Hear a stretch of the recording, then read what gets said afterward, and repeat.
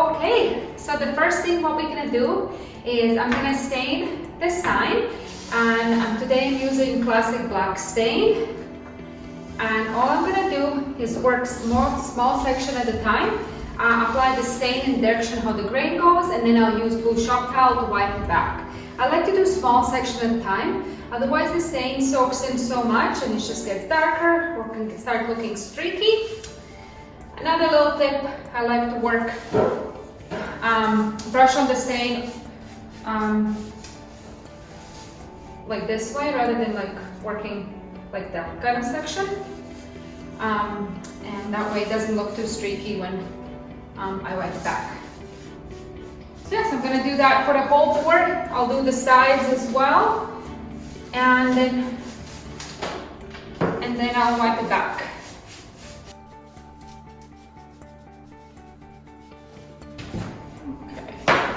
Using the towel and just wiping off everything that comes up. And then I'm left with this beautiful grain in the wood.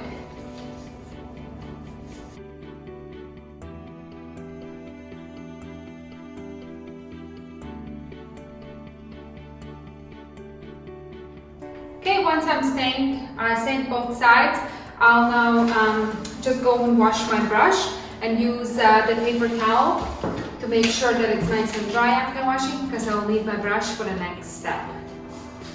Now I'm going to be applying the stencil. Okay, so what I'm going to do, so it's a little bit easier to do, I will flip my stencil with the back facing up, and I'll remove the back paper from first. And so it's a little bit easier. I'm going to remove first only like half of it. And then what I'm going to do is I will center my design on the board. So I'm going to look from top and bottom and then right and left. The design is centered on the black, so that's all I need to look at. If you do have someone who can help you with, this is definitely a step where you can ask for help. Once I'm happy where it is, I'll just rub it down, and then I will remove the rest of the white paper. I'll make sure none of the black stencil lifts up and stays on the white paper. If it is, just push it back down and just keep peeling the rest of the paper off. Okay, and then I'm just gonna lay this one down flat, rub it over with my hands. And now I'm gonna start removing this white paper that I put on top of it so that it keeps the design together. So what you're gonna do is start from like a corner and feel it up sideways. So I like to put my hand flat on the white paper and then other hand flat on the black. So again, if something is lifting up, like try not to like scrape it off this way, and just push it back down, hold it with your other hand, and just keep feeling it sideways. Again, make sure that the black stencil stays on your white paper.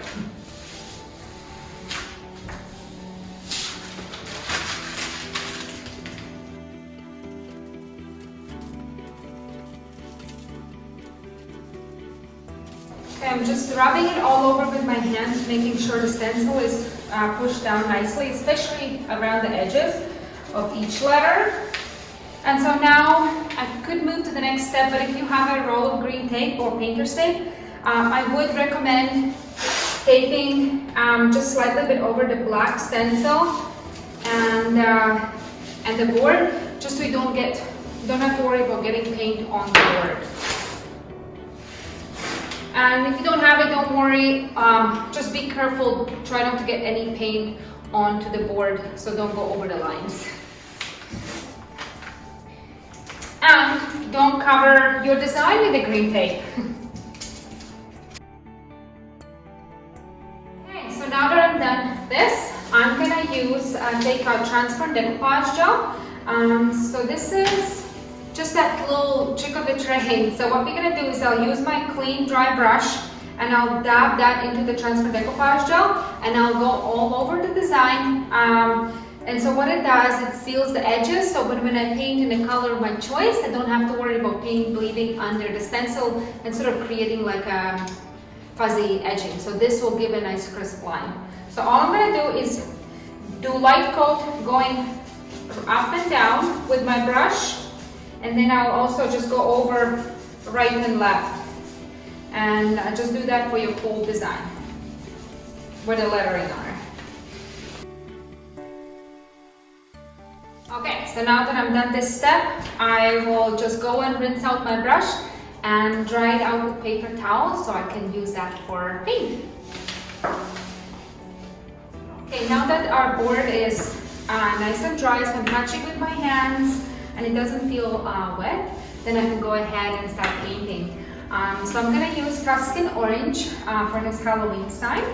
And one thing you want to do is you want to try to do very light coats using this paint. Even though we seal the design, there's still a chance, this is real wood, there's still a chance that the paint might sneak under in some of the grain.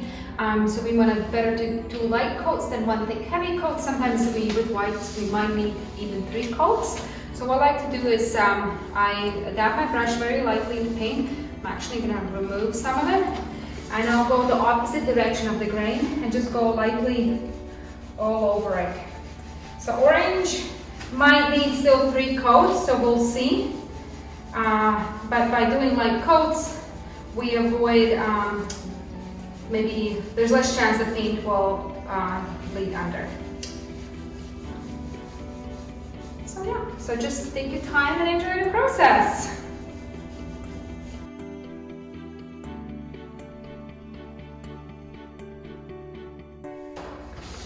Okay, so my first coat is done. What I wanted to do in the orange.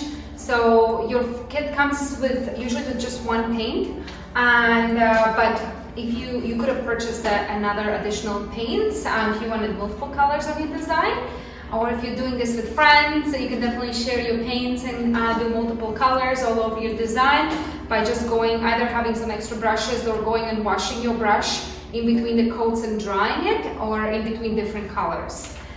So I'm going to be doing like some black as well in my design. But yeah, so otherwise then I'll let this first coat dry. So dry to touch. Once I touch with my finger, make sure it's dry. What happens if you go over wet paint? It can start pulling the paint and it's just not going to cover. So just let it fully dry for a few minutes and then come back and do another coat, and do it as many coats as you need to get the nice solid coverage on your design. I finished my 3rd coat of paint and now it looks nice and solid. And what I'm going to do is I'll check to make sure the paint is dry. So if it doesn't leave any paint on your hands and it feels dry, then you're good to start doing the reveal. Okay, so I'm just going to remove the green paint first. And don't have to be scared about this step. Nothing that doesn't need to come off will not come off, only the stencil will come off. It will rip, and that's okay. I'm just going to grab like a corner and start peeling. And then all the little pieces that didn't come off as I'm now peeling off the stencil, I'll just use afterwards X-Acto knife and just pick them all out.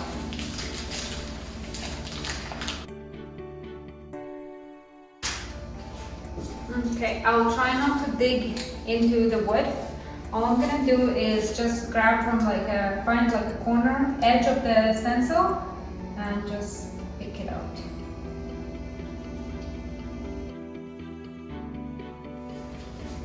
So now all the little pieces are off, and because this is gonna go outdoors, I will cover up with a top coat.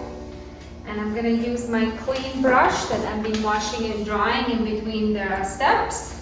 And I'll just go all over and do a light coat. And make sure that everything is covered, especially if it's sitting on the ground. Make sure you put a good coat of bare thing here at the bottom where the water might soak in.